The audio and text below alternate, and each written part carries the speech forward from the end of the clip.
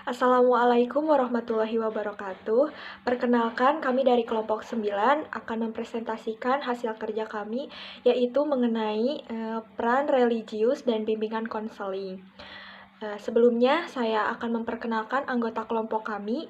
Yang pertama, saya sendiri Irma Rahmawati. Yang kedua ada Deva Nurfaujiah. Dan yang ketiga ada Rika Rahmalia. Langsung saja materi yang pertama akan disampaikan oleh Rika Rahmalia. Hakikat manusia menurut agama.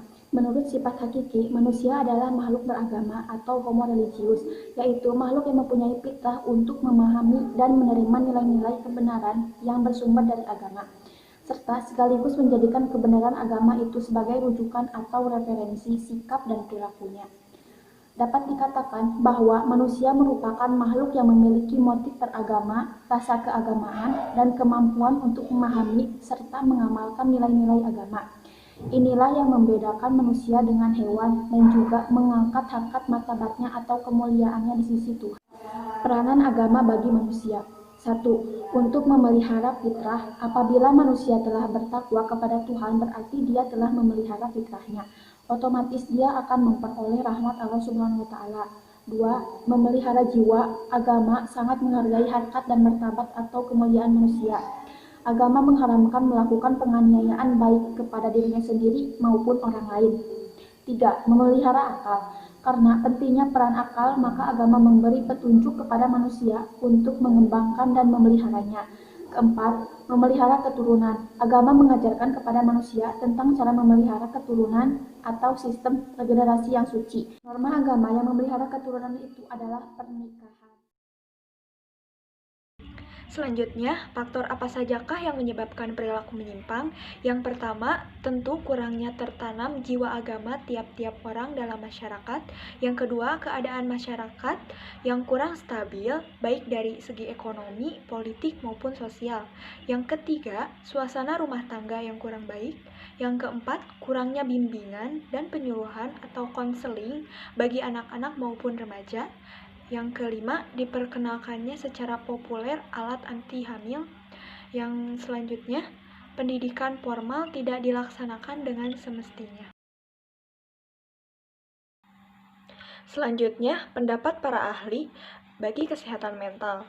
Nah, menurut Dadang Hawari Idris, beliau adalah seorang psikiater berpendapat bahwasanya bagaimana pengaruh agama terhadap kesehatan mental.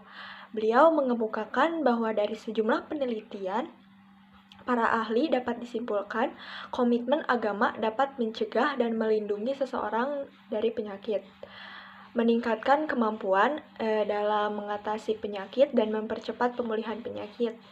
Nah, agama lebih bersifat protektif daripada problem producing, serta komitmen agama mempunyai hubungan yang signifikan dan positif dengan clinical benefit.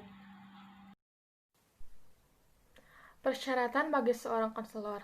Pertama, konselor hendaknya orang yang beragama dan mengamalkannya dengan baik, serta keimanan dan ketakwaannya sesuai dengan keyakinan yang dianutnya. Kedua, konselor dapat mampu mentransfer kaidah-kaidah agama secara garis besar yang relevan dengan masalah klien.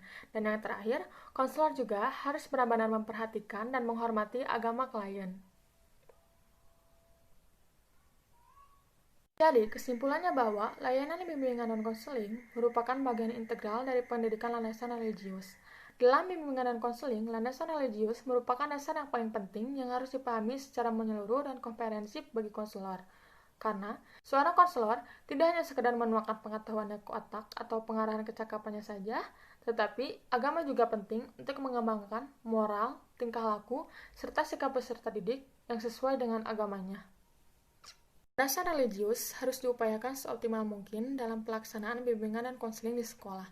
Konselor harus senantiasa berbijak pada landasan religius dan memberikan sinar rohani pada muridnya, agar murid mampu mendapatkan pengetahuan yang cukup sehingga menjadi bekal serta menjadikan jiwa yang kuat ketika menghadapi permasalahan suatu saat nanti.